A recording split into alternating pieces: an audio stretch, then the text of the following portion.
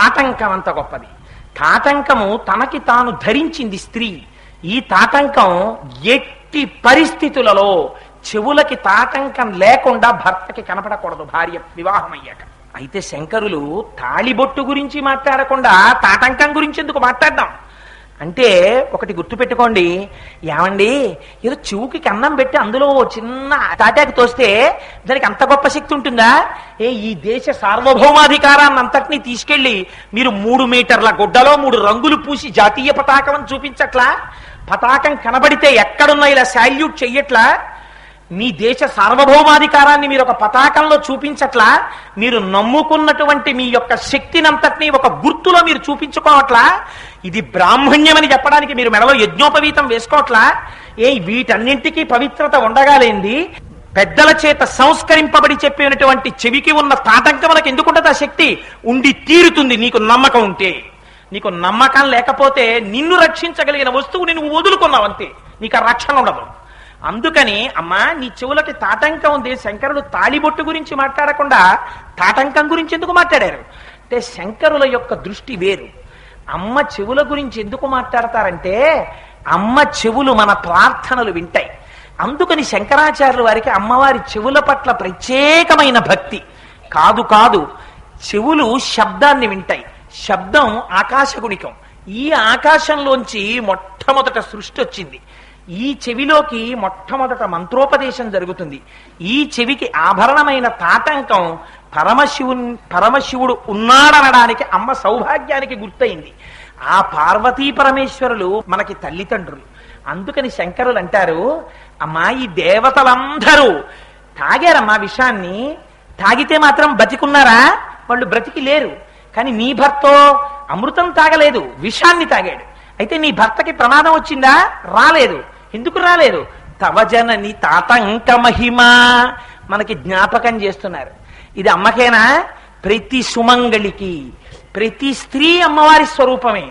అమ్మవారు ఎలా ఉందో అలా ఉండడం నువ్వు నేర్చుకున్న నాడు నువ్వు నీ భర్తని నీ ఇంటిని రక్షించుకోగలవు. ఇది నీ యందున్నటువంటి శక్తి. ఆ శక్తిని నువ్వు విడిచిపుచ్చుకుంటున్నావు. ఇది చెప్పడానికి శంకరాచార్యుల వారు అమ్మవారి యొక్క వైభవాన్ని ఆ శ్లోకంలో కీర్తిస్తూ, ఆంతరమునందు ఆవిడ విశ్వస్య భేషజీ. ఇవాళ పిల్లలందరికీ ఇంత కష్టం వచ్చింది. ఎవరు రక్షించాలి? అమ్మ రక్షించాలి. ఎలా రక్షించాలి? అయ్య చేత తాగించాలి హాలాహలాన్ని. మరి అయ్యనెవరు రక్షించుకుంటారు? మళ్ళీ శివస్య భేషజీ. మళ్ళీ భర్తను రక్షించుకునేది ఆవిడే. ఎలా రక్షించుకుంది? ఠక్కన కంఠం పట్టుకున్నది. పట్టుకుని ఆవిడ శక్తి స్వరూపురాలు కనుక హాలాహలాన్ని ఆభరణంగా మార్చేసింది, నీలకంఠుణ్ణి చేసేసింది.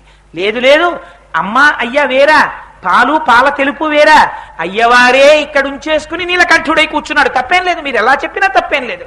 అందుచేత అదిగో అంత పరమ పవిత్రమైనటువంటి నీలకంఠనామాన్ని మనకు జ్ఞాపకం చేసేటటువంటి శక్తి కలిగినటువంటి ఈ శ్లోకంలో అమ్మవారి చెవుల తాటంకములను మనకి మానసా దర్శనం చేయించారు శంకరాచార్యుల వారు. కాబట్టి ఇవాళ మీరు ఏం దర్శనం చేశారు? ఇవాళ పంచమి ఉంది, ఉదయం పంచమి అమ్మవారి యొక్క స్వరూపం. పంచమి పంచ సంఖ్యేచి అంటున్నాం కదా. అటువంటి రోజు అసుర సంధ్య వేళ సౌందర్యలహరి అంతర్భాగంగా ఒక దేవాలయ ప్రాంగణంలో కూర్చుని అమ్మవారు పంచభూతముల సాక్షిగా నిలబడి ఉండగా, ఇవాళ అమ్మవారి యొక్క పాపట ముందు పెట్టేటటువంటి సింధూర బొట్టుని, అమ్మవారి తాటంకములని, ఆ రెండింటి మాహాత్యాన్ని మనం చెప్పుకున్నాం. చెప్పుకోవడం చేత ఒకటి భర్తకి ఆయుర్దాయం నిలబడుతుంది. అకాలంగా వచ్చేటటువంటి ప్రమాదం ఏదైనా ఉంటే పరిహరింపబడుతుంది. తన ఇంటిలో ఏదైనా దరిద్రం ఉండి కష్టాలుంటే అమ్మవారి యొక్క పాపటలోని సింధూరమును దర్శనము చేయుట చేత పరిహరింపబడతాయి. ఇంకింతకన్నా మనకేం కావాలి? అందుకని అంత 2 శక్తివంతమైనటువంటి శ్లోకాల్ని, అంతంత గొప్ప దర్శనాల్ని మనం ఏమి చెయ్యలేమో, ఏమి చేసి మనం ఆ ఫలితాన్ని పొందలేకపోతున్నామో అలాంటిది మనకి దర్శింప చేయడం కోసమని శంకర భగవత్పాదులు కటాక్షించారు. కటాక్షించడం కాదు, నీకు అలా చూడగలిగిన అదృష్టాన్ని కూడా ప్రసాదించారు శంకరాచార్యుల వారు. ఎక్కడ ప్రసాదించారో తెలుసా అండి? శ్రీచక్రం అని ఒకటి ఉంటుంది. అందులో అమ్మవారు శ్రీచక్రంలో ఎప్పుడు శక్తి స్వరూపంగా తిరుగుతుంటుంది. ఆ శ్రీచక్రాన్ని పృథివిలోనే వెయ్యాలి. పృథివి మీద వెయ్యాలి తప్ప ఇంకెక్కడ వెయ్యకూడదు. మీరు చాలా జాగ్రత్తగా జ్ఞాపకం పెట్టుకోండి. కంచి పృథివీ క్షేత్రం. కంచిలో కామాక్షి అమ్మవారు ఉన్నారు. కామాక్షి అమ్మవారి యొక్క ఉగ్రస్వరూపాన్ని మళ్ళీ చాలా మందికి అనుమానం వస్తుంది. ఉగ్రస్వరూపాన్ని తగ్గించడము అనేటప్పటికీ చాలా మంది అనుకుంటారు ఉగ్రస్వరూపం అంటే అమ్మవారు ఏదో పీకు తినేసేటట్టు ఉందని, అందుకని మనం అక్కడికి వెళ్ళకూడదు అనుకుంటారు. అది కాదు. అమ్మవారి యొక్క స్వరూపంలో ఉగ్రత్వం కాదు, అమ్మవారి స్వరూపంలో ఉన్నటువంటి శక్తిని తట్టుకోగలిగినటువంటి శక్తి మీ ఉపాధికి పోగొట్టుకున్నారు మీరు. ఎందుకని? ఈ ఉపాధి దేని చేత సంస్కరింపబడి దైవీ శక్తిని తాను ఆకర్షించుకోగలదో దాన్ని మీరు వదిలేసుకున్నారు. వదిలేసుకోవడం వల్ల ఇవాళ ఏమైంది? అమ్మవారి ఎదురుగుండా వెడితే ఆ శక్తిని తాను తట్టుకోలేకపోతున్నాడు. అది 40 వోల్ట్ల బల్బే. అది నిజంగా అందులోకి కొంచెం కరెంట్ ఎక్కువ వచ్చింది అనుకోండి, ఆ బల్బ్ ఏం చేస్తుంది? అది 40 వోల్ట్ల బల్బు పెడితే వెలుగుతుంది. అక్కడ మీరు 0 వాట్ బల్బు పెట్టారనుకోండి, ఏమవుతుంది? కరెంటు తప్పు కాదు, బల్బు కాలిపోతుంది.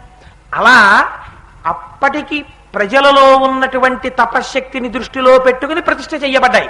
కానీ రాను రాను రాను రాను తరాల వెళ్ళిపోతున్న కొద్దీ రోజు రోజుకి భ్రష్టులైపోతున్న కారణం చేత, పాపము చేత కలియుగంలో అమ్మవారి శక్తిని తట్టుకోలేని స్థితి వచ్చింది.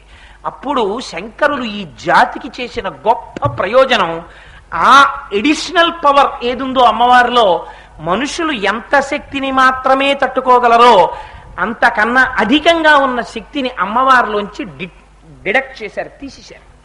తీసేస్తే ఎక్కడ పెట్టాలి? తీసేసి ఎక్కడో పెట్టడానికి వీలు లేదు. అలా తీయగలరా? తీయగలరు. శృంగగిరికి ఒక పీఠాధిపతులు ఉండేవారు, ఉగ్ర నరసింహభారతి స్వామి వారిని. ఆయన ఒకసారి మధురై వచ్చారు. వచ్చి మీనాక్షి అమ్మవారి గుళ్ళోకి వెళ్ళి మేము అమ్మకి అర్చన చేస్తామన్నారు. అంటే అర్చకులు అన్నారు, మీరు అమ్మవారికి అర్చన చేయడానికి వీల్లేదు, మీరు అక్కడ కూర్చోండి, మేము చేస్తాం అర్చన అన్నారు. వారికి ఎక్కడ లేని ఆగ్రహం వచ్చింది. మేము అమ్మకి చేయకూడదా అర్చన అన్నారు. మీరు చెయ్యకూడదన్నారు అర్చకులు.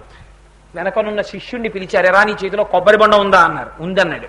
కొబ్బరి బొండాన్ని ఇలా అమ్మవారి ఎదురుగుండా పెంచి మంత్రాలు జరిగారు. అమ్మవారి శక్తులన్నీ కొబ్బరి బొండంలోకి వెళ్ళిపోయాయి. కొబ్బరి బొండం విశేషంగా ప్రకాశించేసింది. కొబ్బరి బొండాన్ని బంగారు పళ్ళెంలో పెట్టుకుని తన విడిదికి వెళ్ళిపోయారు. వెళ్ళిపోయి పీఠం మీద కొబ్బరి బొండాన్ని పెట్టి పూజ చేసేస్తున్నారు మీనాక్షి అమ్మవారికి. ఎన్నడూ లేనిది మధురలో మీనాక్షి అమ్మవారి విగ్రహం వెలవెలబోయింది. హడిలిపోయారు అర్చకులు, పరిగెత్తారు పీఠాధిపతుల విడిదికి. ఆయన కాళ్ళ మీద పడ్డారు. మహాప్రభో మరి పొరపాటు అయిపోయింది, మళ్ళీ అమ్మవారి కళలను అమ్మవారిలో పెట్టేయండి అని. అప్పుడు మళ్ళీ ప్రసన్నులై కొబ్బరి బొండాన్ని తీసుకొచ్చి మంత్రాలు చదివారు. కొబ్బరి బొండంలోంచి అమ్మవారి కళలు అమ్మవారిలోకి వెళ్ళిపోయాయి. అంతటి శక్తి ఉండేది పూర్వం మహానుభావులకి. ఎప్పటి వారు? నృసింహభారతి స్వామి వారు, ఈ మధ్య వారేవారు ఉన్నారు ఈ దేశంలో. చంద్రశేఖర పరమాచార్య మొన్నటి వరకు లేరు. ఎంతటి శక్తివంతులు వారు. అందుచేత అదిగో అటువంటి మహాపురుషులు కనుక శంకరులు ఏం చేశారు? కామాక్షి అమ్మవారిలో ఉన్న అధిక శక్తిని తీసి శ్రీచక్రంలో పెట్టారు. పెడితే ఆ శక్తి శ్రీచక్రంలోకి వెళ్ళింది, పృథివీ మీద వేశారు. మరి జంబుకేశ్వరంలో అమ్మవారు అఖిలాండేశ్వరి అని పేరు అమ్మవారికి. అఖిలాండేశ్వరి అమ్మవారిలో కూడా ఉన్నటువంటి అపారమైన శక్తిని తీయవలసి వచ్చింది. తీయవలసి వస్తే ఎదురుగుండా కావేరీ నది ఉంది. కావేరీ నదిలోకి ప్రవేశపెట్టకూడదా? కానీ మీరు గుర్తుపెట్టుకోండి, శ్రీచక్ర ప్రతిష్ఠ చెయ్యాలంటే దాన్ని పృథివీ మీద చెయ్యాలి తప్ప శ్రీచక్ర ప్రతిష్టని ఇతర భూతములలో చెయ్యకూడదు. అందుకని పృథివీ ఆపస్తేజో వాయు ఆకాశములున్న ఆపస్తేజో వాయురాకాశములలో శ్రీచక్ర ప్రతిష్ఠ జరగదు. అందుకని పృథివిలో వెయ్యాల్సి వచ్చింది. శంకరులు మహోత్కృష్టమైన ప్రయోగం ఒకటి చేశారు. ఆయన ఏం చేశారో తెలుసా అండి? అమ్మవారి తాటంకాల్ని వజ్రాలతో చేయించి అమ్మవారిలో ఉన్న శక్తి తాటంకాల్లోకి తీసుకున్నారు. తీసుకుని ఈ తాటంకాల్ని మళ్ళీ పెట్టుకెళ్ళి అమ్మవారికి తగిలించారు. ఆ తాటంకాల్లో శ్రీచక్రాలు వేసేశారు. వేసేసి ఆ శ్రీచక్రాల్లో శక్తి పెట్టేశారు. ఆ శ్రీచక్రాలు ఇప్పటికే అప్పుడప్పుడు కొంచెం మసక పారతాయి. నేను ఇక్కడ ఇదే వేదిక మీద ఎందుకో చెప్పాను ఒకసారి. ఆ తాటంకాల్ని అమ్మవారి చెవి నుంచి తీసి అందాక తాత్కాలిక తాటంకములను పెడతారు. అది పెద్ద క్రతువు జంబుకేశ్వరంలో. తిరువాణక్కోయిల్ అంటుంటారు తమిళనాడులో. అది మళ్ళీ ఒక్క తంజావూరులోనో కోయంబత్తూరులోనో ఉంది. స్వర్ణకారుల కుటుంబం వాళ్ళు దీక్ష తీసుకుని వాటికి సానపడతారు. ఒక్క కంచిపీఠం వాళ్ళకే పరంపరాగతంగా దాని మీద అధికారం. జయేంద్ర సరస్వతి కానీ, చంద్రశేఖర పరమాచార్య కానీ, విజయేంద్ర సరస్వతి కానీ, పీఠాధిపతులు ఎవరుంటే వాళ్ళు దీక్ష తీసుకుని బ్రహ్మాండమైన హోమం చేసి మళ్ళీ సానపట్టిన శ్రీచక్రాలకి మంత్రపూర్వకమైనటువంటి క్రతువు చేసి అప్పుడు ఈ శ్రీచక్రాలని తీసుకెళ్లి తాటంకాలుగా అమ్మవారి చెవులకు అలంకారం చేస్తారు. అందుచేత జంబుకేశ్వరంలో అఖిలాండేశ్వరి అమ్మవారిని శ్రీచక్ర తాటంకములతో మీరు చూడొచ్చు. ఇప్పటికీ జంబుకేశ్వరంలో మీరు ఎప్పుడైనా వెళ్ళి కాసేపు ఒక రోజంతా ఉండొచ్చు. ఏనుగులు లోపలికి వెళ్లకుండా కట్టారు ఆ గుండె. అదో విచిత్రం. అక్కడ నేరేడు తోటలు ఉండేవి, విపరీతంగా వచ్చేవి ఏనుగులు, అస్తమానం గుళ్ళోకి వెళ్ళిపోయేవి.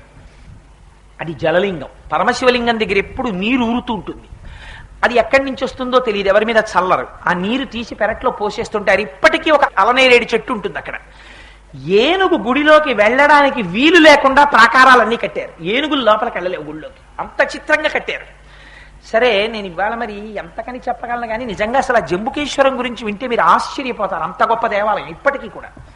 ఇప్పటికీ మధ్యాహ్నం అయితే మహానైవేద్యం పెట్టవలసి వస్తే అమ్మవారి గుడిలోకి వెళ్ళేటటువంటి అర్చకులు పంచె కట్టుకుని వెళ్ళడానికి సాహసం సరిపోదు. పట్టు పంచెలు చీరలు కట్టుకుని అమ్మవారిలా ఇంతంత బొట్లు పెట్టుకుని తీసుకెళ్లి మహానైవేద్యం పెడతారు అమ్మవారికి. అంత శక్తి తాటంకాలతో వెలిగిపోతుంటుంది అమ్మవారు అక్కడ. మీరు ఎప్పుడైనా శ్రీరంగం, జంబుకేశ్వరం రెండు పక్క పక్కనే ఉన్నాయి, గొప్ప క్షేత్రాలు. మీరు మొన్న వెళ్ళారమ్మా, శ్రీశైలం వెళ్ళారని చెప్పారు. అందుకని జంబుకేశ్వరం, ఆ శ్రీరంగం. శ్రీరంగం గొప్ప గుడి. శ్రీ మహావిష్ణువు అక్కడ శ్రీరంగనాథుడిగా ఉంటారు తండ్రి. వారిని చూస్తే కడుపు నిండిపోతుంది నిజంగా. శ్రీరంగమే, జంబుకేశ్వరం జంబుకేశ్వరమే. మీరు ఎప్పుడన్నా if you go to Trichy, అక్కడి నుంచి చాలా దగ్గర శ్రీరంగం, జంబుకేశ్వరం తప్పకుండా చూడండి. అమ్మవారిని అఖిలాండేశ్వరి అమ్మవారిని ఆ శంకరులు వేసిన తాటంకాలతో మీరు ఇప్పటికీ చూడొచ్చు. శంకరులు పెట్టిన తాటంకాలు, వజ్ర తాటంకాలు, శ్రీచక్ర తాటంకాలు ఇప్పటికీ ఇంతంత తాటంకాలు ఇలా వేళ్లాడుతుంటాయి అమ్మవారివి. నాకు ఇప్పుడు ఈ విషయం చెప్తుంటే నాకు కళ్ళల్లో కనపడుతోంది అమ్మవారి మూర్తి, ఆ తాటంకాలు, ఆ చెవులు, ఆ మూర్తి కనపడి నా గుండె ఆనందంతో నిండిపోతోంది నిజంగా. చంద్రశేఖర పరమాచార్యకైతే పొంగు అసలు అఖిలాండేశ్వరి అమ్మవారి గురించి చెప్తే. అందుకని అదిగో ఆ తల్లి తాటంకముల గురించి వింటే చాలు, ఆవిడ పొంగిపోయి ఐదోతనాన్ని కాపాడుతుంది. చాలు ఇవాళ తల్లి ఎందుకు పలికించిందో పరమోత్కృష్టమైనటువంటి 2 శ్లోకాలకి అమ్మ వ్యాఖ్యానం చేయించింది. మంగళాశాసన పరైహిమదాచార్య పురోగమై సర్వైశ్చ పూర్వైరాచార్యై సత్కృతాయాస్తు మంగళం. మంగళం కోసలేంద్రాయ మహనీయ గుణాత్మనే చక్రవర్తి తనూజాయ సర్వభౌమాయ మంగళం. ఉమాకాంతాయ కాంతాయ కామితార్థ ప్రదాయినే శ్రీగిరీశాయ దేవాయ మలినాథాయ మంగళం. కరచరణ కృతం వా కర్మ వాక్కాజం వా శ్రవణనైనజం వా మానసం వాపరాధం విహితం వా సర్వమేత్తక్షమస్వ. శివ శివ కరుణాబ్ధే శ్రీ మహాదేవ శంభో. సర్వం శ్రీ ఉమామహేశ్వర పరబ్రహ్మార్పణమస్తు. స్వస్తి.